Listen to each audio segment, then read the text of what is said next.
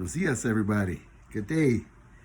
So, just wanted to bring back in the DogMan Series and show you guys the other part of what I do. Okay, you have to stay down. Stay down.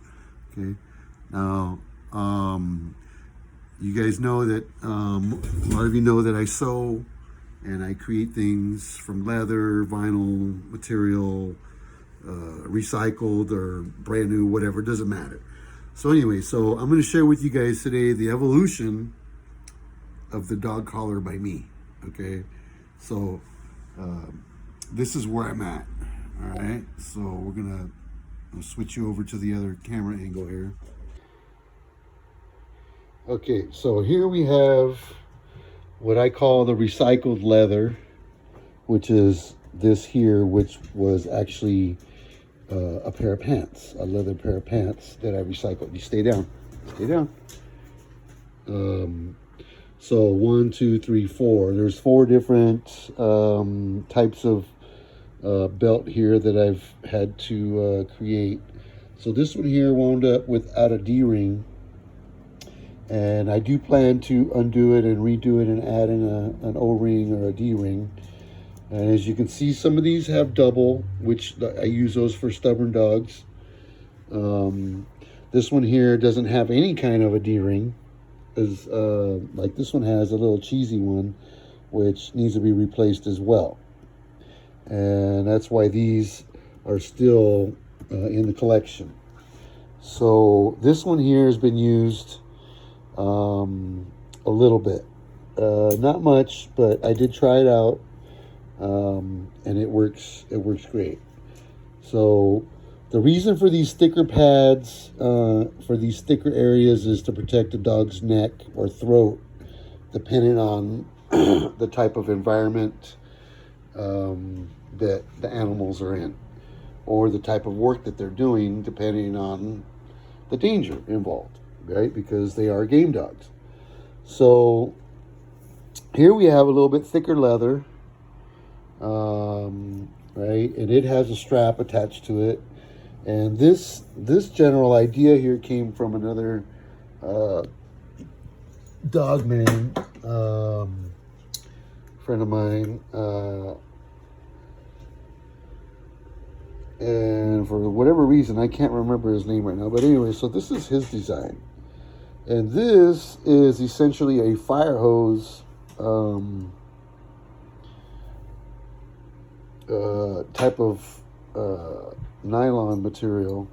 I don't know if that's actually a hose or just strap, but anyway, it's pretty huge, pretty thick, really huge and thick.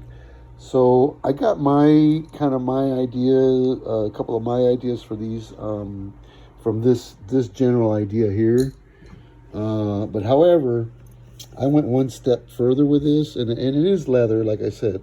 But I included the strap, I reinforced it here with the rivets, and it's sewn. As you can see, right? And this is a homemade buckle. So this is actually a D-ring with just a piece of stainless brazing wire wrapped around and then bent properly, right? Which I've done on a bunch of other ones too. So this is actually a good, effective design, and I was very surprised that it worked good for me. And if you can tell, you can see inside there, there's a piece of metal in there. You see that piece of metal? All right, so that, oh, I didn't bring one with me. So anyway, it's just a bracket for cargo, tie downs that they sell at Home Depot. And that makes this a good collar for tying off your dog. This one right here. Excellent, excellent, excellent for tying off your dog. So these here are the next step. Actually, I take that back. This came before that. So these here, this one here was actually came out to be a pretty good, solid piece. But it has to go on tight because this is flimsy, If you don't have like a zip tie or something to hold this down, it's going to come off the dog if he's playing or she's playing with other dogs. So if it's flimsy, you got to be careful. And look at this fool here. What do you got, son? He's got his old collar. So anyway, these are. You can be stubborn, fool. What do you think you're gonna? Hey, bring that back. Hey, bring it back. Put it back where you got it. Can you put it back where you got it? Put it back over here. Come on. Look, this is how you put it back. You grab it just like you did, and you put it back where it was. See, right here, right there, just like that. Okay, that means put it back. Understand? Thank you. You be a good boy. Daddy's talking right now, okay? So, anyway, but yeah, so this has an O-ring on it. And so anyway, these two here were some that were created when I made a very large one around this size for the puppy that you guys all know as LJ. Her name now is Jane of Valkyrie.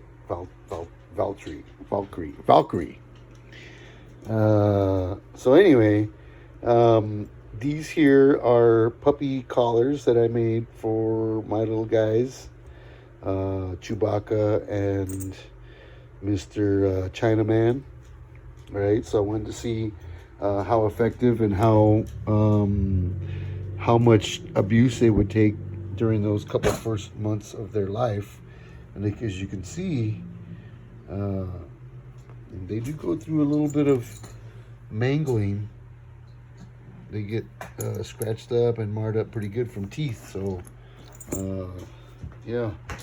So anyway, this one hasn't been used. I did try it on a dog, but at the time the puppies, their necks were too small and he didn't like it. So I pulled it off of him.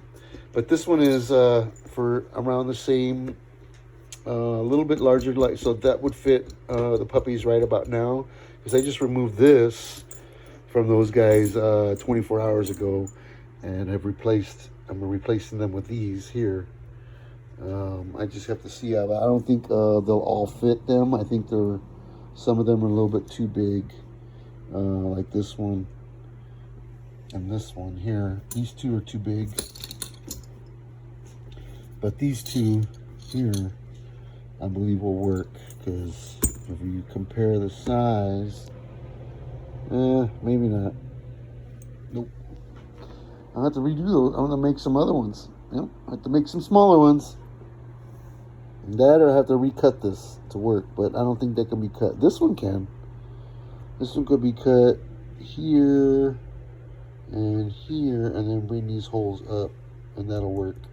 And if you noticed, on some of these here, I added this extra stitch in between, right here, here, and there, right, and this one here, and there.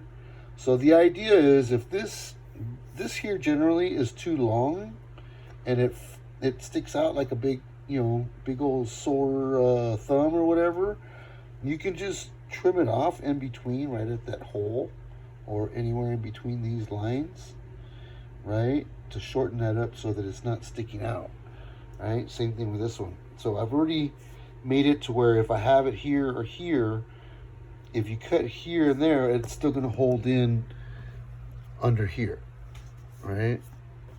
So put a little bit of planning, a little bit of thinking into these particular ones right here. And as you can see, this knucklehead is wearing this same style of collar right here. This tie-off collar with the metal inside there.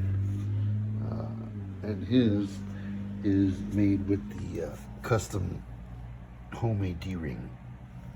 See there? And I'm using a zip tie to hold it in place. So I'm careful. I try to pay attention to where this part of it is on him, because sometimes it'll leave little chafing marks here and there, depending on how the collar sits, for if it sits for too long. But yeah, see here? Yeah, it's pretty cool. Yeah, the thing's tough, man. Like, he's 100 pounds of muscle. This fool. Yeah, it pulls hard. So there you have it, you guys. The evolution of my dog collar here with my puppies. This is all stuff that was done in the last about 6 months, as I go, because I've been finding different places where I can find the different styles of buckles, right? And then I'm making my own buckles. So these come from Tandy Leather. That's a homemade one. This is from a sewing store. These three I get from Joann's, this style here. This was from a little sewing mom and pop store that I found. And Little Bit has a very similar collar to this that she's wearing. It seems to be okay, but it keeps coming off of her as well. So I'm gonna have to stick a zip tie on it, so it won't flop off of her anymore. But she really loves it. She gets mad at me when I take it off. So anyway, thought I'd share that with you guys.